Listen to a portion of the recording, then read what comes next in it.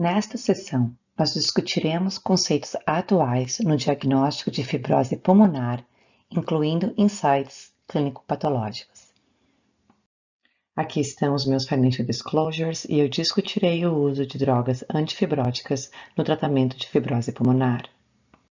As doenças crônicas fibrosantes são caracterizadas na histologia por graus variados de inflamação e fibrose, que causam espessamento do interstício pulmonar. Elas têm um curso variável, mas usualmente progressivo. E estas incluem um grupo amplo e heterogêneo de doenças de várias etiologias, e as principais delas estão incluídas neste slide.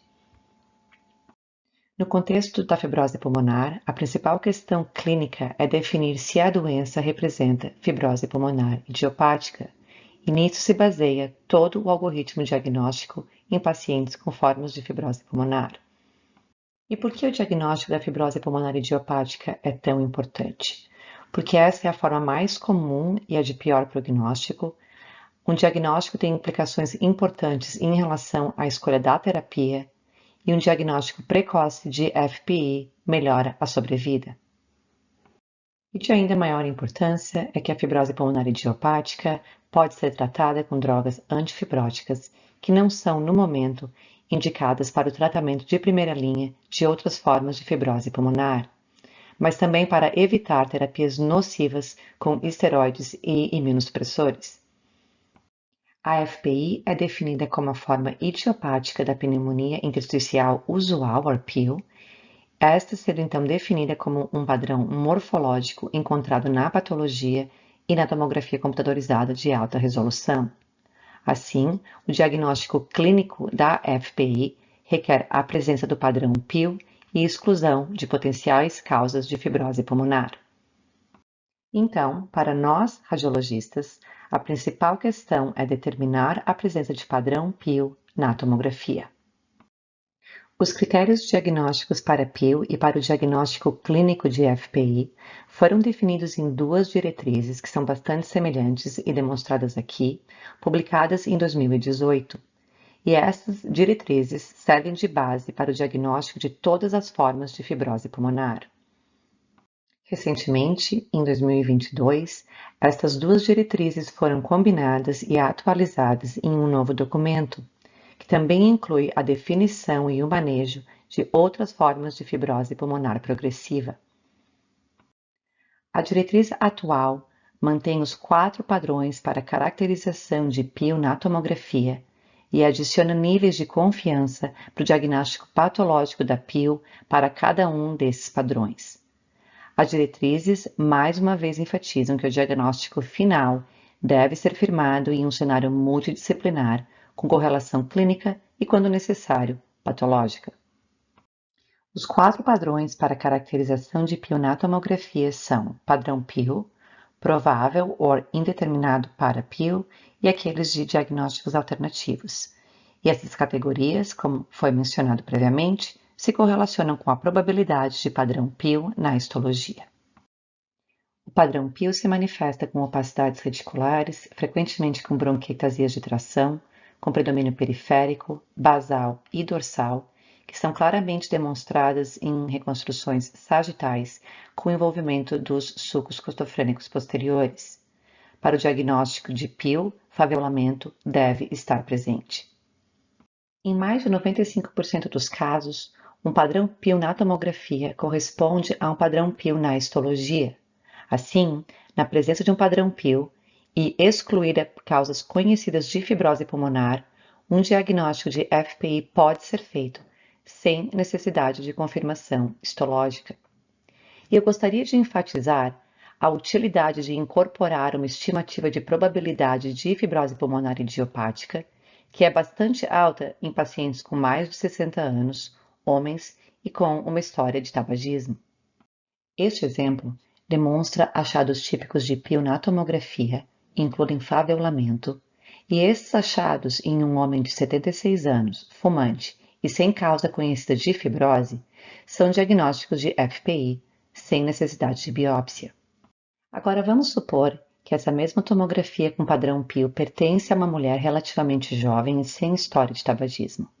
Aqui, a probabilidade clínica de FPI é bem mais baixa e outras causas devem ser investigadas. Neste caso, a paciente tem uma história de artrite reumatoide e o padrão PIL é então secundário. A presença de doença do tecido conjuntivo exclui fibrose pulmonar idiopática.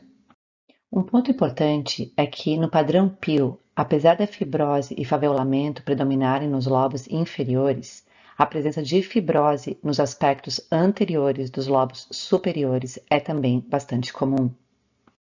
E, em alguns casos, os achados podem ter uma distribuição assimétrica, heterogênea e difusa, como neste caso, com uma fibrose assimétrica do lobo superior direito. O padrão provável para PIL apresenta achados e distribuição de fibrose idênticos ao padrão PIL, no entanto, sem a presença de faveolamento.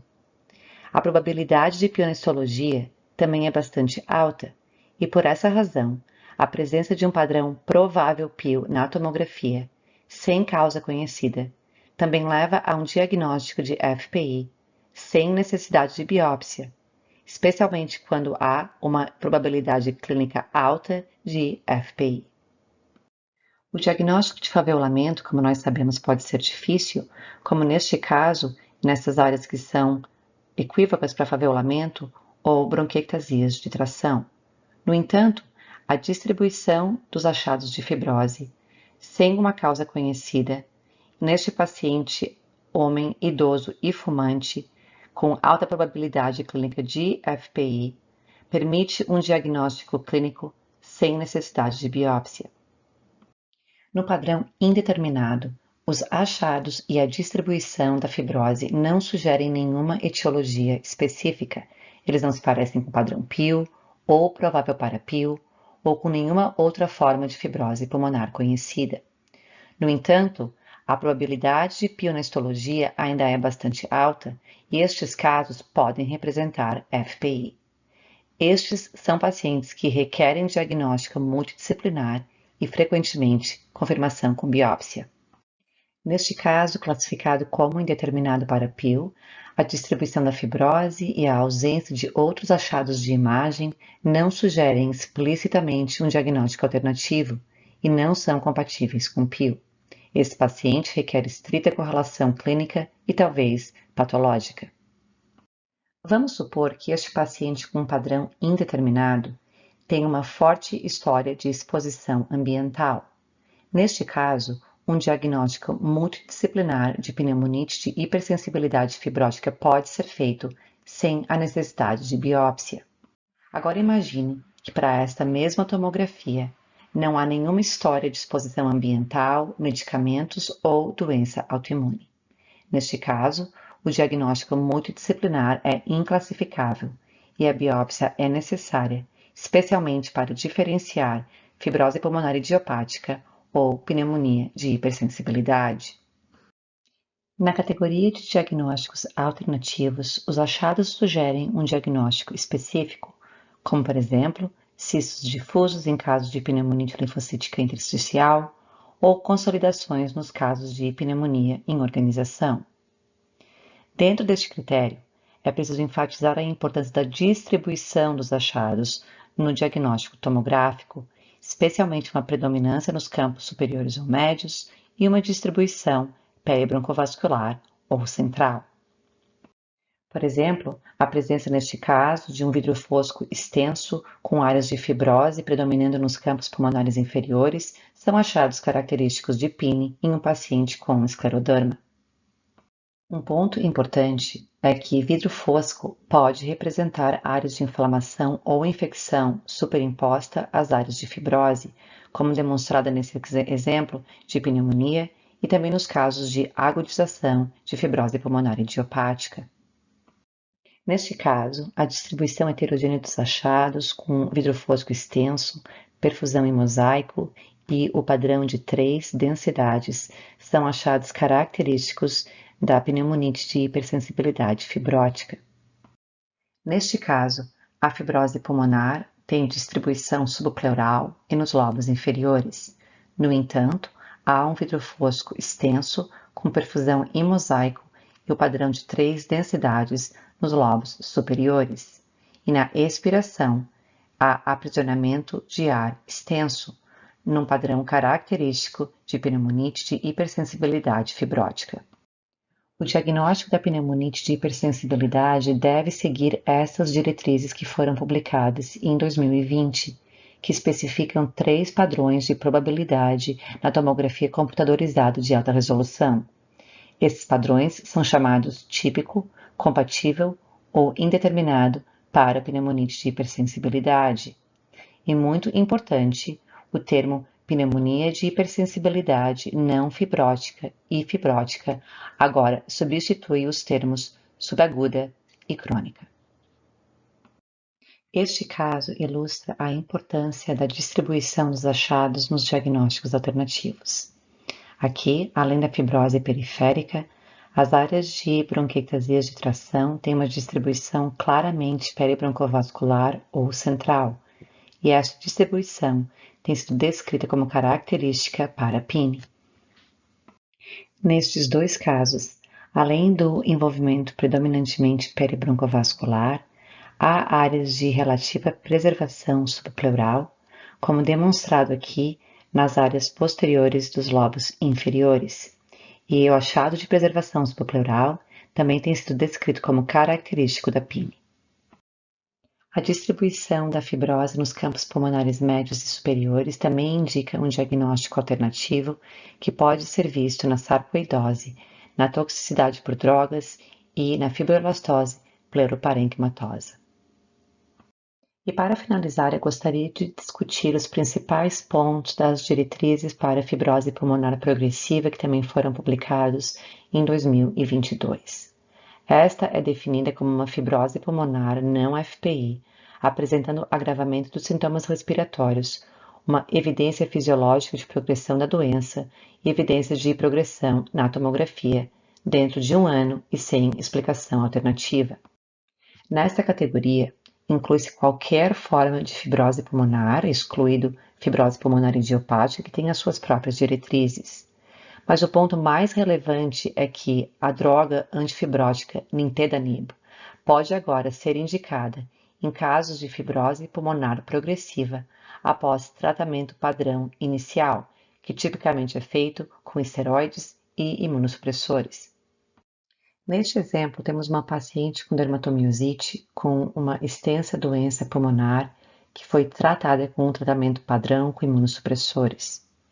No entanto, após 2 anos, houve uma piora fisiológica e uma progressão dos achados de tomografia, evidenciado por um aumento na extensão e na gravidade das bronquiectasias de tração e também por um desenvolvimento mais espesso das opacidades reticulares. Neste momento, um tratamento com antifibrótico nintedanib é indicado. Nesta sessão, nós vimos que a radiologia desempenha um papel essencial no diagnóstico da fibrose pulmonar, que é baseado em padrões radiológicos, enfatizando o papel essencial da tomografia computadorizada de alta resolução. No entanto, nós devemos lembrar que o diagnóstico de fibrose pulmonar é multidisciplinar e requer correlação clínico-radiológica e, às vezes, patológica. De acordo com as novas diretrizes, as reuniões de discussão multidisciplinar são o padrão de referência para o diagnóstico e até superpassam o diagnóstico patológico sozinho. E um diagnóstico final de fibrose pulmonar pode ser obtido apenas após a análise de todos os dados clínicos, radiológicos e patológicos disponíveis. E nós devemos nos lembrar que o diagnóstico de fibrose pulmonar é um processo dinâmico e que pode e deve ser revisado em vários estágios da doença. Muito obrigado pela atenção.